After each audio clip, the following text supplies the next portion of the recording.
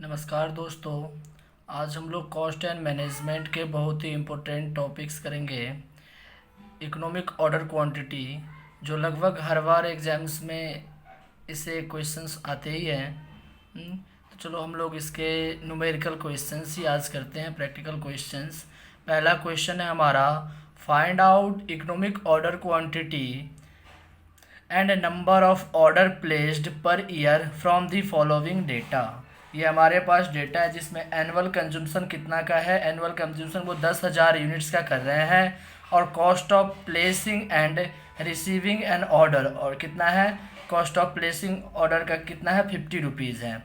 Cost of material per unit, material per unit cost कितना है, 25 rupees है।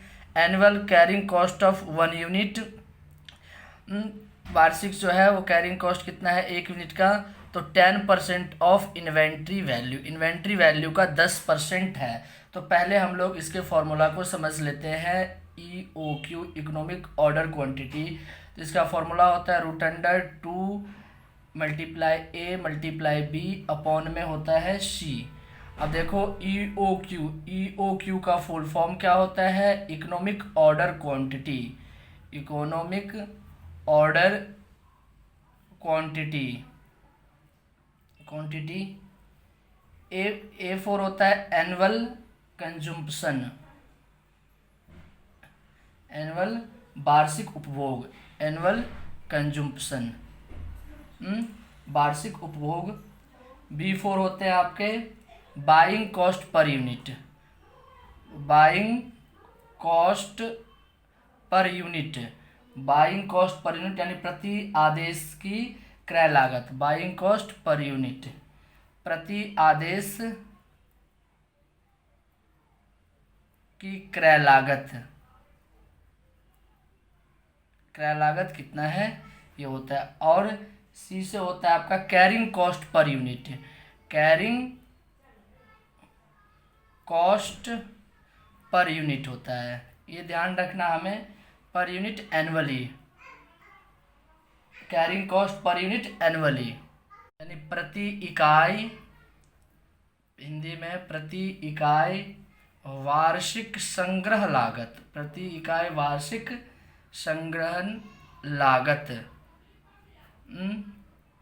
संग्रह लागत जो होगा 1 यूनिट का वो है यहाँ पर, जो इसको कैरी करेगा, स्टोर करके कहीं रखेगा, तो पर यूनिट कॉस्ट उस पर कितना बैठेगा वो है। तो चलो हम क्वेश्चन अब कर लेते हैं। ई ओ क्यू बराबर इकोनॉमिक ऑर्डर क्वांटिटी बराबर √2a मल्टीप्लाई बी अपॉन में सी। तो हमारा यहाँ 2 मल्टीप्लाई ए, एनुअल कंजम्पशन कितना है, तो एनुअल कंजम्पशन कितने का है, 10,000 यूनिट का, यानी वार्षिक उपभोग है कितने इकाई का, 10,000 इकाई का है। तो 10,000 हमारा आ गया। और बी से क्या होता है, बी बराबर बाइंग कॉस्ट पर यूनिट। तो बाइंग कॉस्ट पर यूनिट यहाँ पर कितना है, तो बाइंग कॉस्ट पर यूनिट है 50 rupees. Cost of placing and receiving N order, ये कितना है आपका, 50 रुपया है। क्रय की लागत कितना है, प्रति आदेश क्रय की लागत। Cost of placing and receiving, एक आदेश देने या प्राप्त करने की लागत कितना है, 50 रुपया। तो कितना आ गया, 50। सी से क्या है, तो कैरिंग कॉस्ट पर यूनिट। तो कैरिंग कॉस्ट पर यूनिट कितना है, तो कैरिंग कॉस्ट पर यूनिट निकालना है।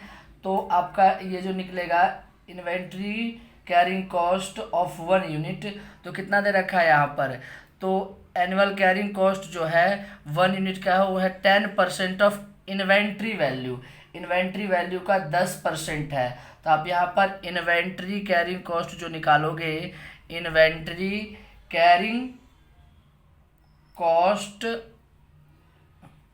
ऑफ 1 यूनिट, 1 यूनिट का निकालोगे, तो यहाँ पर कितना है, 25, इसका 10% है तो 10 मल्टीप्लाई में 100 कर दोगे, तो कितना आ गया आपका, 2.5 आ गया। कैरिंग कॉस्ट पर यूनिट आपका ये कितना आ गया, ये आ गया आपका 2.5। अब इसको सॉल्व करो, डेसिमल इसे हटा दो यहाँ से, 25 से 25 दूना 50, 20 आ गया। मल्टीप्लाई कर लो, 2 दूनी 4, 4 पर कितने जीरो है, 1 2 3 4 5, 5 जीरो आ गए 4 पर आपके, 4 पर 5 जीरो आ गए। इसका आप स्क्वायर रूट निकालोगे तो 632 यूनिट्स अप्रॉक्स होगा। ये आपका आंसर होगा। तो ऐसे आप क्या निकालोगे, इकोनॉमिक ऑर्डर क्वांटिटीज निकालोगे। ये कई बार यूजीसी नेट में भी आते हैं। ये आपके न्यूमेरिकल क्वेश्चंस में पूछ लेते हैं इकोनॉमिक ऑर्डर क्वांटिटी निकालने को। तो ये बहुत ही इंपॉर्टेंट है। तो नेक्स्ट क्वेश्चन चलो हम लोग करते हैं। चलो इसमें एक चीज़ हमें और निकालने थे। क्या निकालने थे इसमें, तो हमें इकोनॉमिक ऑर्डर क्वांटिटी भी निकालने थे और number of order placed per year ये भी हमें निकालना है। इसमें प्रतिवर्ष दिए गए आदेशों की संख्या, नंबर ऑफ ऑर्डर निकालना है। तो number of order placed per year हम कैसे निकालेंगे, number of order placed year, number of order placed per year. तो ये जो आप निकालोगे तो total annual consumption, total annual consumption जितना होगा, टोटल एनुअल कंजम्पशन उसको आप डिवाइड कर दोगे इकोनॉमिक ऑर्डर क्वांटिटी से, EOQ इकोनॉमिक ऑर्डर क्वांटिटी से। तो आपका निकल के आ जाएगा नंबर और ऑर्डर प्लेस्ड पर ईयर, ये निकल के यहाँ आ जाएगा। तो आपके यहाँ पर टोटल एनुअल कंजम्पशन कितने हैं, 10,000 यूनिट का है और EOQ कितना आपने निकाला है, 632 निकाला है। तो 10,000 में आप 632 से डिवाइड करोगे तो 16 ऑर्डर होंगे। अप्रोक्स जो है 16 ऑर्डर आपके आ जाएगा। 16 आदेशों की संख्या कितने आ गए, आदेशों की संख्या 16 आ गए। तो ऐसे निकालोगे कि number of placed per year कितने ऑर्डर होते हैं। तो इकोनॉमिक ऑर्डर क्वांटिटी कितना आया था, 632 आया था। 632 से आप क्या करोगे, टोटल एनुअल कंजम्पशन में डिवाइड कर दोगे तो आपका number of order placed per year आ जाएगा। चलो अब नेक्स्ट क्वेश्चन कर लेते हैं। Find out economic order quantity, इसमें भी इकोनॉमिक ऑर्डर क्वांटिटी निकालना है और number of order to be placed, number of economic order हमें निकालना है। तो एनुअल कंजम्पशन यहाँ 120 यूनिट का दे रखा है। बाइंग कॉस्ट पर ऑर्डर कितना दे रखा है, 20 रुपया दे रखा है। यूनिट प्राइस कितना है, एक यूनिट का कॉस्ट कितना है, 100 रुपया है। स्टोरेज एंड कैरिंग कॉस्ट है कितना, 12% of average inventory, average inventory का 12% है स्टोरेज एंड कैरिंग कॉस्ट। ठीक है, तो यहाँ पर हम इकोनॉमिक ऑर्डर क्वांटिटी निकालते हैं वैसे ही जैसे हमने इससे पहले वाले क्वेश्चन में निकाले हैं। तो रूट अंडर 2 मल्टीप्लाई ये एनुअल कंजम्पशन और भी जो है हमारा ये बाइंग कॉस्ट पर यूनिट है और अपॉन में सी। तो 2 मल्टीप्लाई एनुअल कंजम्पशन कितना है हमारा, एनुअल कंजम्पशन है कितना दे रखा है, एनुअल कंजम्पशन 120 यूनिट का, तो 120 यूनिट कर दो। B buying cost per unit कितना है, 20 रुपया है, 20। और सी जो है कैरिंग कॉस्ट पर यूनिट, तो कैरिंग कॉस्ट पर यूनिट जो है 12% of average inventory, average inventory का 12% है। तो यहाँ पर 12% है ये, तो पर यूनिट प्राइस कितना है, 100 है। एवरेज इन्वेंट्री का 12 ये है 12%, तो 100 मल्टीप्लाई 12% ये हमारा हो गया। तो इसको मल्टीप्लाई करो, 12 दूना 24, 24 दूना 48, 48 जो हमारा आ गया। और यहाँ पर 100 का 12% निकालेंगे तो 12 ही आएगा। 12 चौक 48, 400 हो गया। 400 का स्क्वायर रूट निकालो कितना आ गया, 20। आपको कितना हो गया, 20 यूनिट्स का आ गया। इकोनॉमिक ऑर्डर क्वांटिटी कितने का हो गया, 20 यूनिट्स का हो गया। अब इसमें हमें क्या निकालना है, प्लेसिंग ऑर्डर निकालना है। तो प्लेसिंग ऑर्डर जो आप निकालोगे तो placing number of order placed per year, number of order placed per year, placed per year क्या होता है यहाँ पर, तो total annual consumption, total annual consumption divided by क्या होता है यहाँ पर, इकोनॉमिक ऑर्डर क्वांटिटी। तो टोटल एनुअल कंजम्पशन कितने का है, टोटल एनुअल कंजम्पशन है आपका 120 यूनिट का है। तो 120 और इकोनॉमिक ऑर्डर क्वांटिटी कितना आ गया, 20, तो कितना हो गया 6। ये हमारा कितना हो गया, 6 ऑर्डर पर ईयर। एक साल में कितने ऑर्डर होंगे, 6 ऑर्डर होंगे। ठीक है, चलो अब नेक्स्ट क्वेश्चन का। इस क्वेश्चन में देखो आप, from the following particular calculate reorder quantity of a material. Annual consumption कितने का है, 20,000 यूनिट का है। Annual expenses of the purchase department, purchase department का एनुअल एक्सपेंसेस कितना है, 10,000 रुपया का है। Number of order placed by the purchase department per annum, number of order ये कितना है, 2500। ये हमारा हो गया 2500 का। क्रय विभाग द्वारा दिए गए आदेशों की संख्या कितने हैं, 2500 है। Cost of inventory per unit, cost of inventory per unit कितना है, 10 रुपया है। And cost of storage, rent, insurance and interest on capital investment कितना है, 10% है। ठीक है, ये आपके जो है संग्रहण की लागत, किराया, बीमा एवं विनियोजित पूंजी पर ब्याज जो है कितना है, 10% है। तो ठीक है, यहाँ पर हम निकालते हैं इकोनॉमिक ऑर्डर क्वांटिटी। तो हमारा क्या हो जाएगा, root under 2 into A into B into C, 2 multiply A into B divided by C. तो रूट अंडर 2, एनुअल कंज्यूमशन कितना है, 20,000 यूनिट का है। और बी जो है हमारा बाइंग कॉस्ट पर यूनिट, ये हमें निकालना पड़ेगा। तो बाइंग कॉस्ट पर यूनिट जो हम निकालेंगे वो कितना निकालेंगे, तो annual expenses of purchase department, purchase department का जो एनुअल एक्सपेंसेस है उसको आप किससे डिवाइड कर दोगे, उसको डिवाइड करोगे नंबर ऑफ ऑर्डर्स, जितने ऑर्डर, जितने आदेश की संख्या, उससे आप डिवाइड कर दोगे। तो एनुअल एक्सपेंसेस कितने का है, 10,000 का है। और ऑर्डर कितने हैं, 2500 ऑर्डर है। 2500 से आप इसे भाग कर दो, तो ये आपका कितना निकल गया, 4 निकल के आ गया। तो ये आपका बाइंग कॉस्ट जो है पर यूनिट कितना आ गया, 4 रुपया आ गया। सी आपको निकालना है कैरिंग कॉस्ट पर यूनिट। तो कैरिंग कॉस्ट जो है कितना है, 10% है। तो यहाँ पर ये cost of inventory per unit कितना है, cost of inventory per unit है 10 रुपया। तो 10 रुपया का आप 10% निकाल दो। तो 10 रुपया का 10% तो 1 रुपया हो जाएगा। 1 रुपया आपका आ गया कैरिंग कॉस्ट पर यूनिट आ गया। तो आप अपॉन में 1 कर दो, इसको आप मल्टीप्लाई कर दो। 4 दूनी 8, 8 दूनी 16, 16 पे कितने जीरो आ गए, 4 जीरो आ गए, यानी 1,60,000। इसका स्क्वायर रूट 16 का 4, और इसमें 2 जीरो में 1 जीरो, 2 जीरो में 1 जीरो, यानी 400 यूनिट्स का जो है क्या आ गया, इकोनॉमिक ऑर्डर क्वांटिटी आ गया। ठीक है, अब हम लोग पढ़ते हैं determinants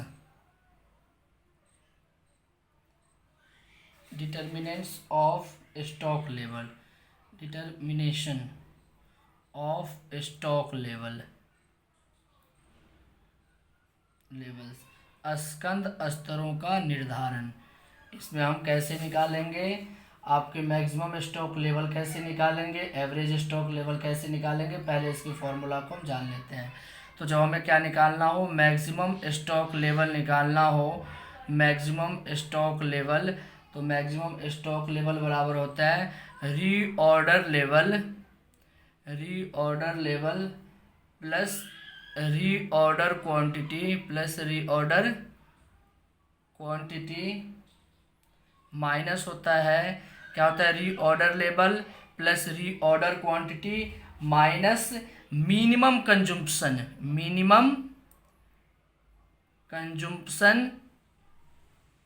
consumption multiply minimum delivery time जो होगा, मिनिमम जितना समय दिया रहेगा डिलीवरी का, वो मिनिमम डिलीवरी टाइम।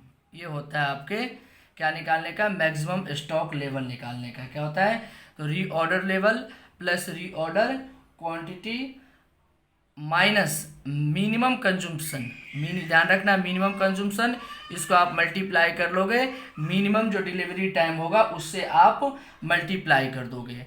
जैसे हमें निकालना होगा एवरेज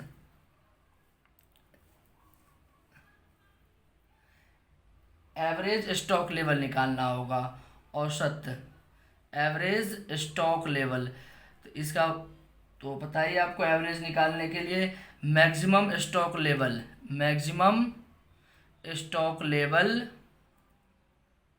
प्लस में minimum stock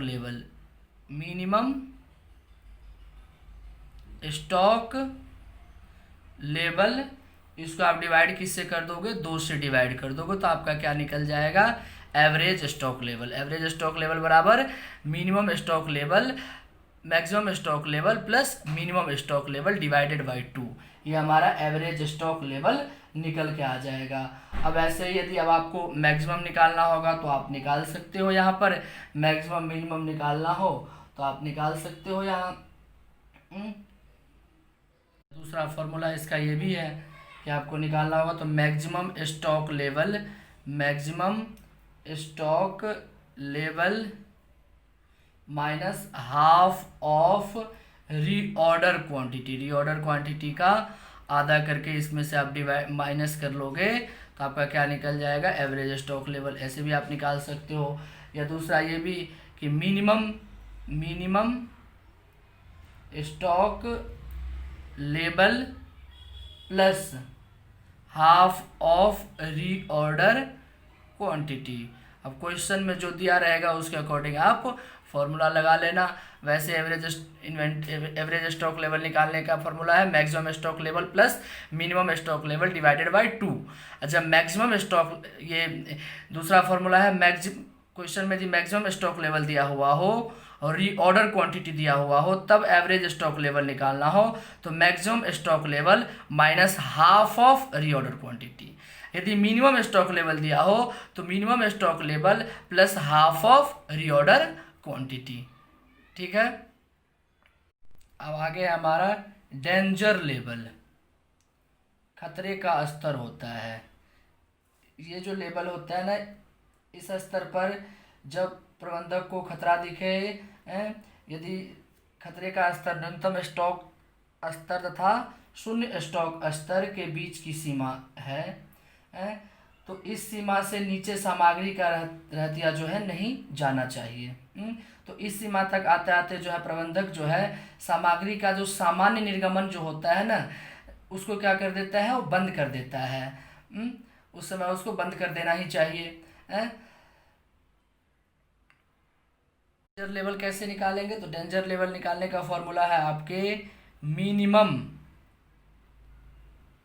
stock level, minimum stock level minus half of reorder quantity, reorder quantity.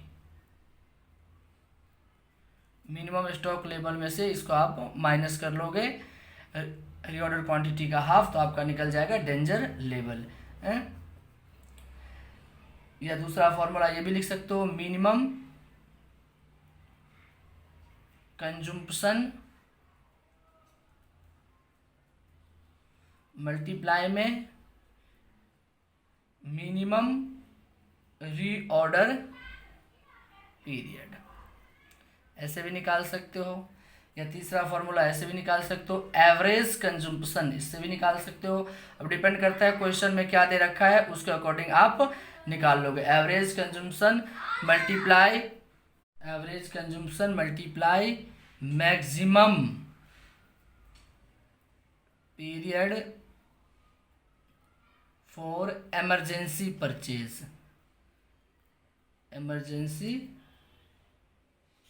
Purchase, चलो इससे रिलेटेड अब हम लोग एक क्वेश्चन कर लेते हैं इस फॉर्मूला पर, फिर इससे आगे हम नेक्स्ट वीडियो में करेंगे। अभी हमारा क्वेश्चन है, calculate the minimum stock level. Minimum stock level निकालना है, मैक्सिमम स्टॉक लेवल निकालना है, रीऑर्डरिंग लेवल निकालना है, एवरेज स्टॉक लेवल निकालना है। तो हमें इसमें क्या क्या दे रखे हैं, मिनिमम कंजम्पशन है वो 200 यूनिट का है, पर डे जो है 200 यूनिट का कम से कम उपभोग हो रहा है। अब मैक्सिमम कंजम्पशन जो है पर डे 300, मिनिमम कम से कम 200 और ज़्यादा से ज़्यादा 300 यूनिट का जो है कंजम्पशन हो रहा है। और नॉर्मल कंजम्पशन जो है सामान्य उपभोग जो है 240 इकाई है प्रत्येक दिन। रीऑर्डर पीरियड कितना है, 10 से 15 दिन का है। पुनः आदेश अवधि जो है वो कितना है, 10 से 15 दिन। और पुनः आदेश मात्रा रीऑर्डर क्वांटिटी कितना है, 3000 यूनिट्स का है। और नॉर्मल रीऑर्डर पीरियड जो है कितना है, 12 दिन का है। सामान्य पुनः आदेश अवधि कितने का है, तो 12 दिन का। हम इसमें क्या निकाल लेते हैं, पहले रीऑर्डरिंग लेवल निकाल लेते हैं, रीऑर्डरिंग लेवल। तो रीऑर्डरिंग लेवल का फॉर्मूला हमने क्या देखा था कि maximum stock level, maximum stock level, reorder quantity, reorder quantity. Reordering level का फॉर्मूला हमने क्या देखा था कि maximum stock level, maximum stock level, consumption, maximum consumption multiply में maximum reorder period, reorder period. तो मैक्सिमम कंजम्पशन हमारा कितना है? मैक्सिमम कंजम्पशन है हमारा 300 यूनिट का, तो 300 यूनिट हो गया। मैक्सिमम रीऑर्डर पीरियड कितना है, यानी 10 से 15 दिन के बीच है, तो मैक्सिमम कितना हो गया? 15 दिन हो गया, तो 300 गुणे 15, तो हमारा रीऑर्डरिंग लेवल कितना आ गया? 4500 यूनिट का रीऑर्डरिंग लेवल आ गया।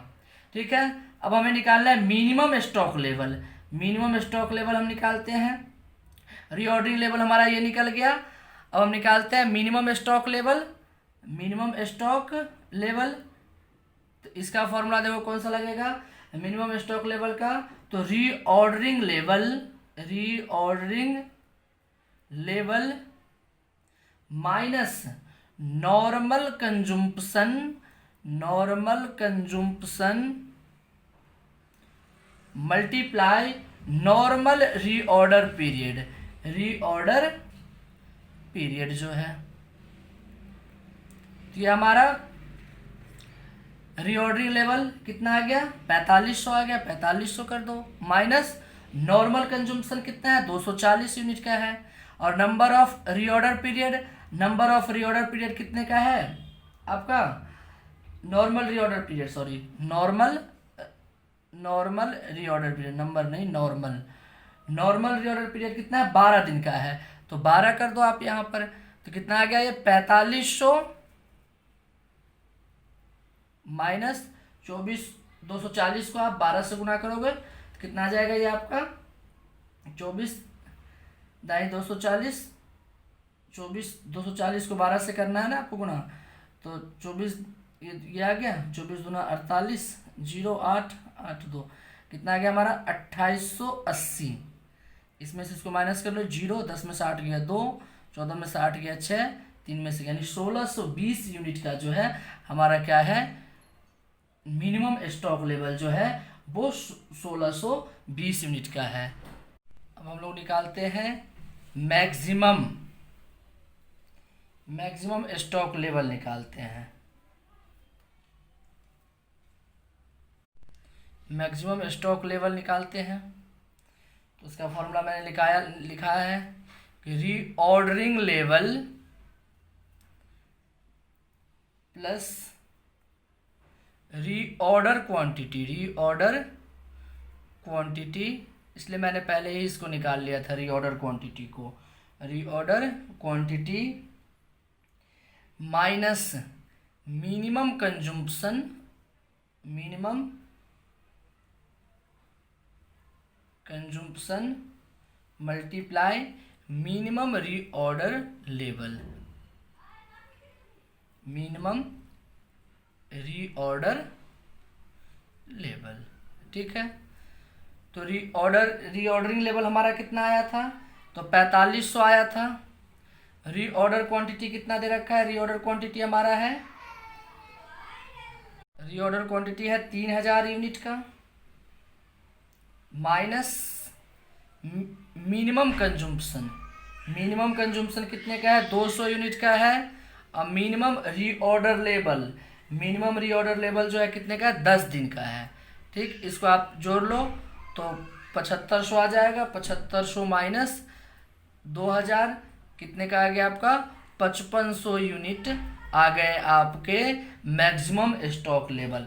अब आपको निकालना है एवरेज स्टॉक लेवल, तो मिनिमम भी आपको पता चल गया है और मैक्सिमम भी पता चल गया है, तो एवरेज स्टॉक लेवल बराबर क्या होता है? Maximum stock level, stock level plus minimum stock level, minimum stock level divided by 2, तो मैक्सिमम स्टॉक लेवल कितना है? 5500, और मिनिमम कितना आया था आपका? 1620, अपॉन में 2 कर दो, ये कितना आ गया आपका?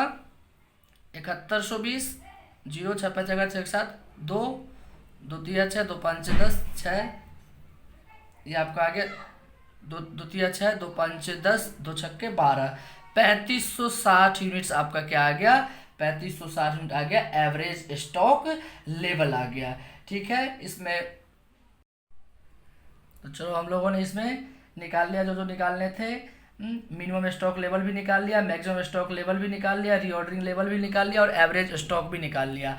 आज के इस वीडियो में इतना ही। आज ये हमारा पहला वीडियो है, तो इसमें कुछ कमी रह गई होगी। आगे हम पूरी कोशिश करेंगे इम्प्रूवमेंट करने के, और अच्छे से अच्छे आप लोगों को यहाँ पर तैयारी करवाऊँगा। अच्छा अच्छा जो कॉन्सेप्ट है वो यहाँ पर बताऊँगा।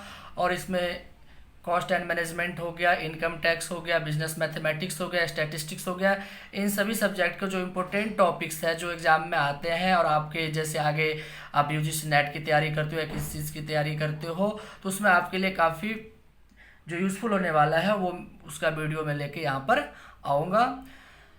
तो इस चैनल पे आपको बीकॉम के भी, कॉमर्स के सभी सब्जेक्ट के लगभग तैयारी हो जाएंगे, और क्लास 11-12 के इकोनॉमिक्स और अकाउंटेंसी के भी तैयारी होंगे।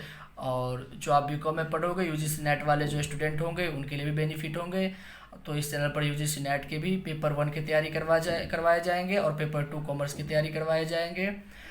तो ठीक है, चैनल को सब्सक्राइब कर देना। Thank you.